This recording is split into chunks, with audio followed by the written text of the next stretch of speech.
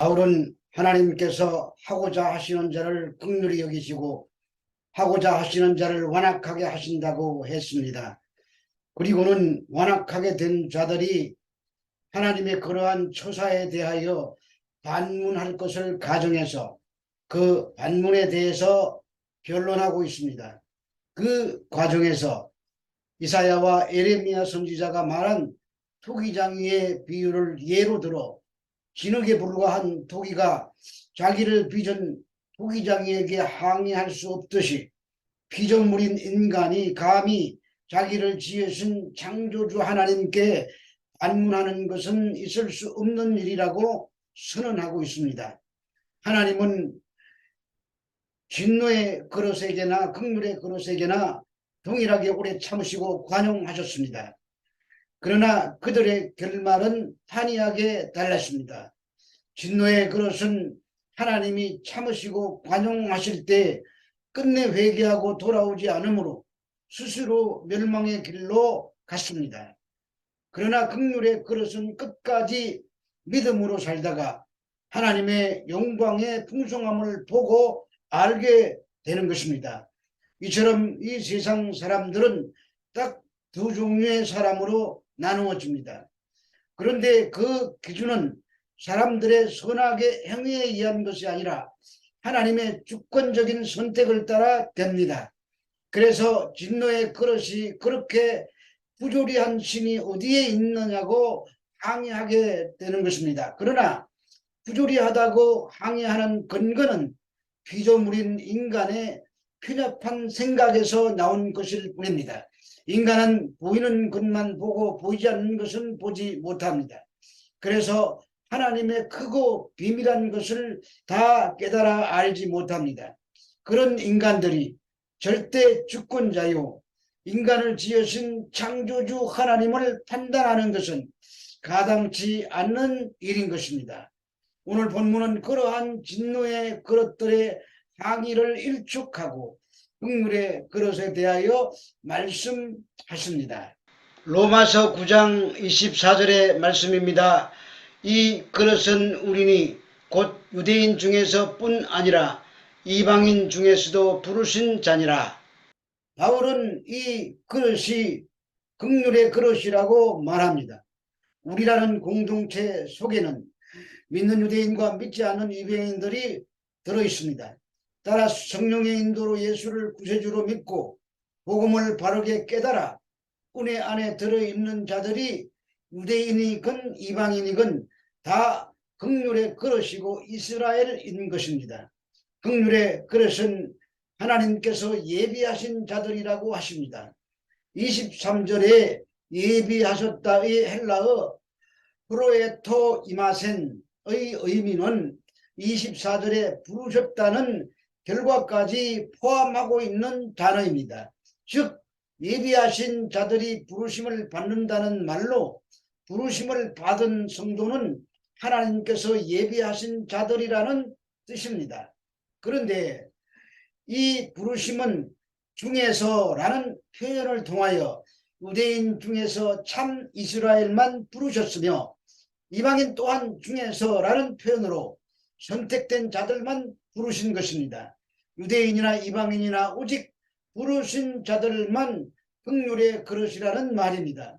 유대인이라고 자동적으로 긍휼의 그릇이 되는 것도 아니고 이방인이라고 무조건 진노의 그릇이 되는 것도 아닌 것입니다. 초대교회는 믿는 자의 수가 이방인인 유대인보다 많았습니다. 평소에 개 취급을 했던 이방인들이 조상 때부터 섬겨온 자기들의 하나님을 아버지라고 부르자 유다인들에게는 매우 불쾌했습니다. 이처럼 남의 구원에 대하여 불쾌한 태도를 취하는 자들이 진노의 그릇을 가진 자들의 특징입니다. 반면에 긍휼의 그릇은 자신이 택함을 입은 하등의 자격이 없다는 것을 깨달은 자들입니다. 그저 긍휼을 베푸시는 분의 일방적인 선물임을 알고 그분의 자비와 긍휼의 풍성함을 알고 감사할 뿐입니다. 로마서 9장 25절에서 26절의 말씀입니다. 호세아에 그래도 이르기를 내가 내 백성 아닌 자를 내 백성이라 사랑하지 아니한 자를 사랑한 자라 부르리라. 너희는 내 백성이 아니라 한 그곳에서 그들이 살아 계신 하나님의 아들이라 일컬음을 받으리라 함과 같으니라. 바울은 이방인이 부르심을 통하여 하나님의 백성으로 회복되는 것을 호세아서 2장 23절을 인용하여 논증합니다. 내가 너희를 위하여 그를 이 땅에 심고 긍휼히 여김을 받지 못하던 자를 긍휼히 여기며 내 백성이 아니었던 자에게 향하여 이르기를 너는 내 백성이라 하리니 그들은 이르기를 주는 내 하나님이시라 하리라 하시니라입니다. 이 말씀은 고멜처럼 방탕한 이스라엘 민족이 다시 하나님과 올바른 관계로 회복되기를 바라는 하나님의 마음입니다. 호세아는 고멜의 음란으로 잉태한 자녀의 이름을 하나는 로루하마로 또 하나는 로암미로 지었습니다. 로루하마는 긍휼히 여겨 사지 않을 것이라는 뜻이고 로암미는 내 백성이 아니라는 뜻입니다.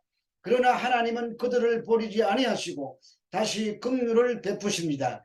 그래서 한 날이 이르면 다시 로아마와 암미라고 바꾸어 부르실 것이라고 하셨습니다. 이스라엘을 긍휼히 여기시고 내 백성으로 삼아 주시겠다는 말씀입니다. 이러한 역사적 사건을 바울이 초대교회 이방인들에게도 동일하게 적용시키고 있습니다. 하나님은 이방인들에게도 긍휼을 베푸시고 내 백성이 되도록 하실 것이라는 말씀입니다. 베드로전서 2장 10절에서 베드로도 너희가 전에는 백성이 아니더니 이제는 하나님의 백성이요 전에는 긍휼을 얻지 못하였더니 이제는 긍휼을 얻은 자니라고 같은 의미의 말을 했습니다. 그런데 또 이 말씀은 흩어져 있는 유대인들에게도 적용되는 말씀입니다. 당시에는 유대인인 디아스포라 즉 흩어진 유대인들이 많았습니다. 그들은 본토, 갈라디아, 갑바도기아, 아시아와 비두니아 등에서 흩어져 살았습니다. 그들도 긍휼을 입게 될 것이라는 말입니다. 결국 긍휼은 어떤 자격이 있어서 입는 것이 아니라 하나님의 주권에 달려있다는 말입니다.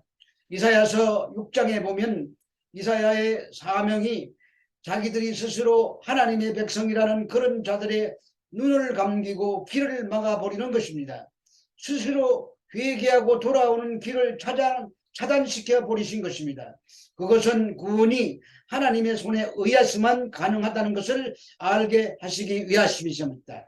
그래야만 인간의 공로나 영광은 없어지고 하나님의 영광만이 오롯이 드러나게 되는 것입니다. 그래서 하나님은 모든 사람을 불순종 아래 가두어 버리시는 것입니다. 로마서 11장 32절에서 33절의 말씀입니다. 하나님이 모든 사람을 순종하지 아니하는 가운데 가두어 두심은 모든 사람에게 긍휼을 베풀려 하심이로다.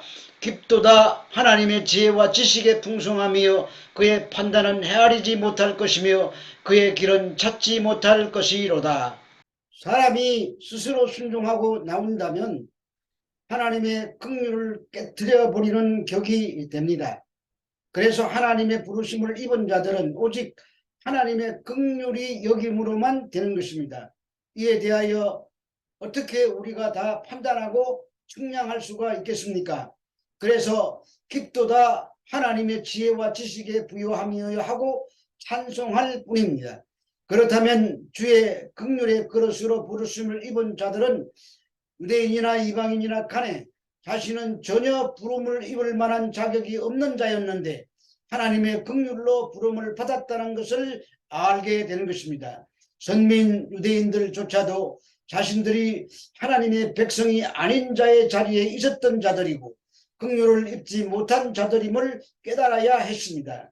그들은 멸시하였던 세리와 상기와 같이 자신들도 진노의 그릇이었음을 깨달아야 했던 것입니다. 결국 모든 인간은 본질상 진노의 자녀였다는 말입니다.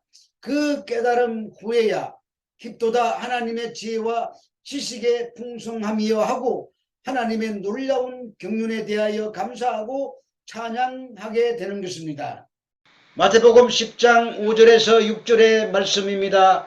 예수께서 이 12를 내보내시며 명하여 이르시되 이방인의 길로도 가지 말고 사마리아인의 고을에도 들어가지 말고 오히려 이스라엘 집에 잃어버린 양에게로 가라. 복음이 어디로 증거됩니까? 이방인도 아니고 사마리아도 아닙니다. 이스라엘의 잃어버린 양에게로 가는 것입니다. 그리고 복음을 전하였을 때 받아들이지 아니하면 신발의 먼지를 떨어버리라는 것입니다. 여기서 이스라엘의 잃어버린 자에게 가라는 말은 모든 인간이 다 잃어버린 자들인데 그들 가운데 감춰져 있는 하나님 백성, 즉 참 이스라엘에게로 가라는 말씀인 것입니다. 그런데 우리는 그가 누구인지 모릅니다. 그래서 때를 어떤지 전하다 보면 그 중에 참 이스라엘이 있다는 말입니다. 그들이 잃어버린 양들입니다. 그래서 복음을 전하다 보면 잃어버린 양들은 깨닫고 돌아와 믿지만 진노의 그릇은 배척하게 되어 있는 것입니다. 성경에서 잃어버린 자라고 인정받는 자들은 세리와 창기와 지인들이었습니다. 그러나 바리새인들과 제사장들과 장로들은 자신들이 결코 잃어버린 자가 아니라고 생각하기에 잃어버린 자를 찾으러 오신 예수님을 배척한 것입니다. 그래서 화 있을진저라는 말로 심판을 받게 되는 것입니다. 누가복음 15장 1절에서 2절의 말씀입니다. 모든 세리와 죄인들이 말씀을 들으러 가까이 나오니 바리새인과 서기관들이 수군거려 이르되 이 사람이 죄인을 영접하고 음식을 같이 먹는다 하더라. 바리새인과 서기관들의 원망이 무엇입니까?